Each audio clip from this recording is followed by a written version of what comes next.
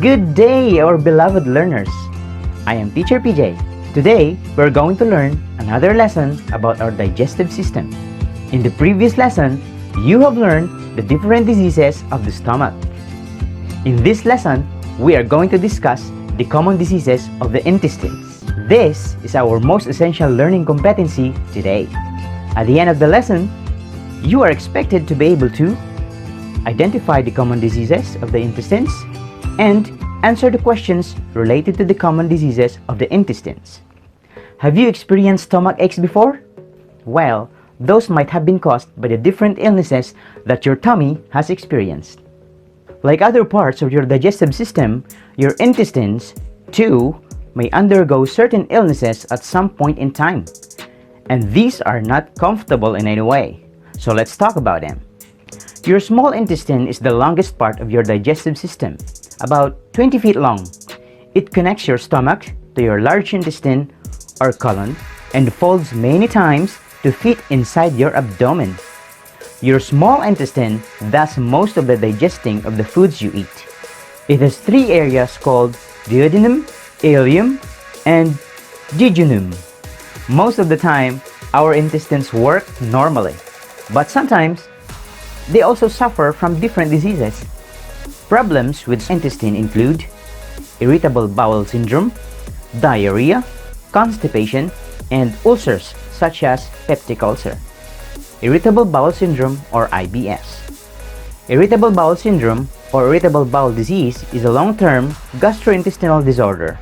It is also known as spastic colitis, mucus colitis, and nervous colon. It is a chronic or long-term condition, but symptoms tend to change over the years. It is a disease of the large intestines. Normally, the muscular wall of the colon contracts in a rhythmic fashion called peristalsis to move intestinal contents toward your rectum. As it contracts, your colon removes water and nutrients from partially digested food, moving through it waste material called stool, stored in the rectum until it is expelled through the anus as a bowel movement. With IBS, the muscular contractions of your colon are abnormal. In some cases, the contractions may move the food too quickly through your colon. As a result, your colon does not have enough time to absorb most of the water from your food. This condition leads to watery stool and diarrhea. In other cases, the contractions may cause food to move slowly. As a result, the colon may absorb too much water from the food. This condition leads to the hardened stool and constipation. It is unclear why the colon contracts abnormally. However, if you have IBS, your colon may be sensitive to certain factors such as stress. Some common symptoms of IBS are abdominal pain and discomfort, bloating, gas, and cramping. Another disease of the intestines is diarrhea. Diarrhea is frequent soft or loose bowel movements. Most kids have diarrhea from time to time. It usually doesn't last long and often gets better on its own. Diarrhea is usually caused by viruses. These are the most common: bacteria and parasites. Okay, so how are we going to treat diarrhea? Diarrhea from viral gastroenteritis goes away on its own, so no cure is needed for such. Kids with bacterial diarrhea may need an antibiotic. Don't take an over-the-counter anti-diarrhea medicine unless your doctor tells you to do so. Doing so may make your diarrhea worse than ever. Only the doctor can tell you what medicine to take. So if you think that you are suffering from diarrhea, it is still best to contact your doctor immediately. Parasites always need treatment with antiparasitic medicines, but be sure to consult your doctor first. What is constipation? Constipation means having fewer than 2 bowel movements or poops in a week. It also means having dry or hard or difficult to pass poops. It also means feeling that some of the poop hasn't passed yet.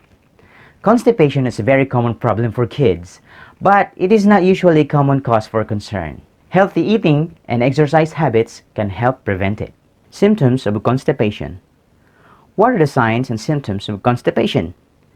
Usually, the signs of constipations in kids include going less than usual, having trouble or pain when going to the bathroom, feeling full or bloated, straining to poop, seeing a little blood on the toilet paper, and it's also common for kids with constipation to sometimes stain their underwear with bits of poop. You can prevent and treat constipation at home. Drinking enough water and other liquids helps poop move more easily through the intestines. High fiber foods such as fruits and vegetables and whole grain bread can help prevent constipation. Fiber can't be digested, so it helps clean out the intestines by moving the bowels along. Physical activities help the bowel to get into action, so get up plenty of exercise. It can be as simple as walking, playing catch, riding bikes, or shooting a few hoops. Eating is a natural stimulant for the bowels, so regular meals may help you develop routine bowel habits.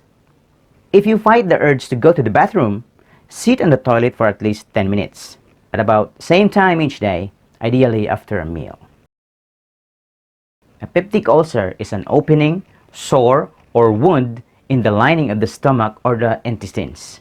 There are two types of peptic ulcers: gastric ulcer, if it occurs in the stomach, and duodenal ulcer if it occurs in the first part of the small intestine. Peptic ulcers can occur in the stomach or on the first part of the small bowel, which is called duodenum. The stomach produces acid to break down the food. The stomach and duodenum have a layer of mucus which protects it so the stomach acid does not damage it. A peptic ulcer occurs when the inside of the stomach or small bowel is damaged by the acid, causing a lesion or wound to form. In this case, the body's mechanism to protect the lining of the stomach are not working properly. Sometimes, the ulcer can erode the stomach wall and cause it to bleed. This is a medical emergency. If you feel severe pain in your stomach, it is best to contact your doctor right away. It might be a peptic ulcer, especially if it does not settle and go away on its own. Let us now check what you have learned so far. Let us answer this activity. Direction. Write the letter of the correct answer. Number 1. If your poop is hard and difficult to come out, what are you experiencing? A. Diarrhea, B. Constipation, C. Ulcer.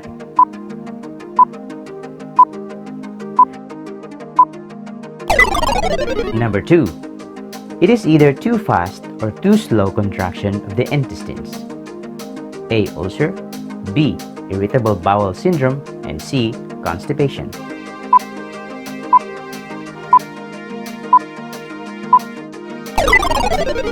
Number 3. The poop is hard and doesn't come out easily. A. Ulcer, B. Irritable bowel syndrome, and C. Constipation.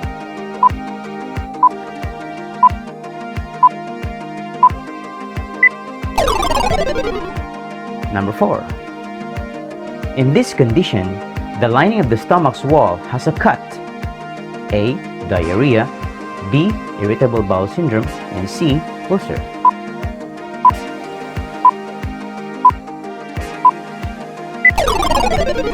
Number 5. Which of the following illnesses of the intestines is considered a medical emergency? A. Ulcer, B. Irritable bowel syndrome, and C. Constipation.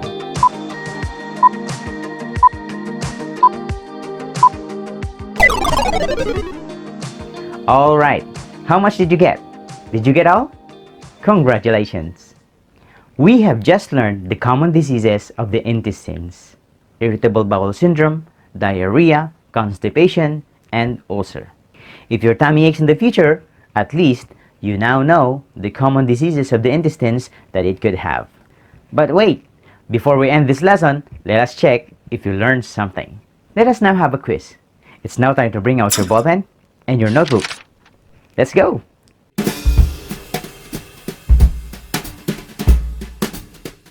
Direction. Write the letter of the correct answer.